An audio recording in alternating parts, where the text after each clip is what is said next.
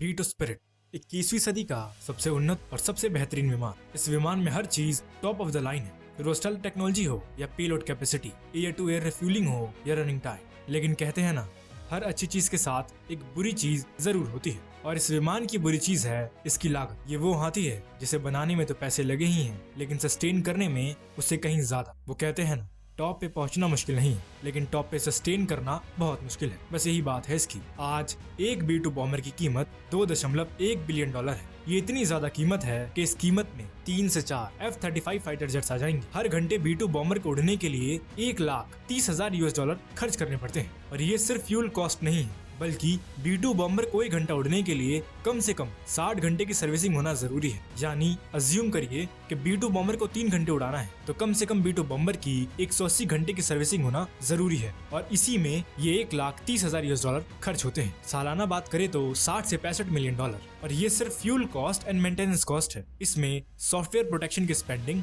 Advance technology installation के price include नहीं है। और इसी प्रॉब्लम की वजह से आज अमेरिका के पास B2 बॉम्बर बहुत ही कम संख्या में है। और इसी वजह से अमेरिका ने 2011 में प्रोजेक्ट B-21 रेडार के बारे में सोचना शुरू किया, और 27 अक्टूबर 2015 को ये प्रोजेक्ट नॉर्थरोप कॉर्पोरेशन को सौंप दिया गया। और 8 साल बाद 2 दिसंबर 2022 को कैलिफोर्निया में स्थित पेलमेडाल शहर में एक सेरेमनी के दौरान इस प्लेन को पहली बार पब्लिकली रिवील किया गया। B2 बॉम्बर और B-21 रेडार प्रोजेक्ट, ये दोनों ही ब्लैक प्रोजेक्ट के अधीन आते हैं, यानी इन प्रोजेक्ट के बारे में पब्लिकली कोई डिस्कशन नहीं होगी। और यहाँ तक कि अमेरिकन कांग्रेस में भी इन प्रोजेक्ट से रिलेटेड कोई बात नहीं होगी। इस प्रोजेक्ट से रिलेटेड सारी रिपोर्ट्स को सिर्फ हायर ऑफिशियल तक ही सीमित रखा गया। तो चलिए अब जान लेते हैं B-21 रेडार के बारे में। लेकिन उससे पहले एक छोटा कंपैरिजन B2 बॉम्बर और B-21 रेडार के बीच। B2 बॉम्बर को बनाने की लागत है $2.1 बिलियन, और वहीं B-21 रेडार को बनाने की लागत है $700 मिलियन, यानी सीधा सीधा $1.4 बिलियन का फर्क। B2 बॉम्बर की संख्या 19 है, लेकिन B-21 रेडार की संख्या को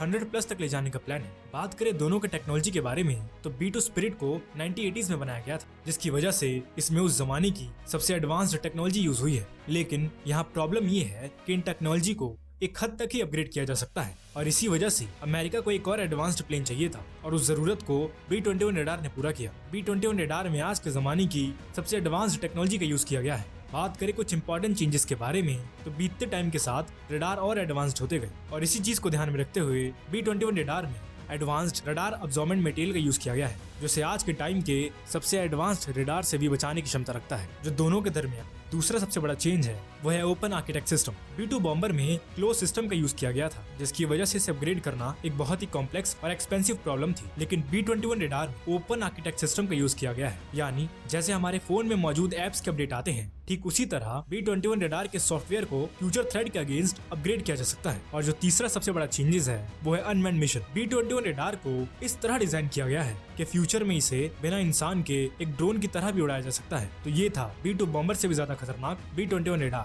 आज अमेरिका 19 B2 बॉम्बर के दम पर पूरी दुनिया में अपना एयर डोमिनेंस कायम रखता है। तो सोचिए जरा क्या होगा जब अमेरिका के पास B2 बॉम्बर से भी ज्यादा खतरनाक B-21 रेडार आ जाएंगे, और वो भी 100 से ज्यादा की संख्या में। तो आज की वीडियो में इतना ही, मिलते हैं अगली वीडियो में। तब तक के लिए काम करते रहो। अगर आपको ये वीडियो अच्छी लगी हो तो वीडियो को लाइक और चैनल को सब्सक्राइब जरूर करिएगा।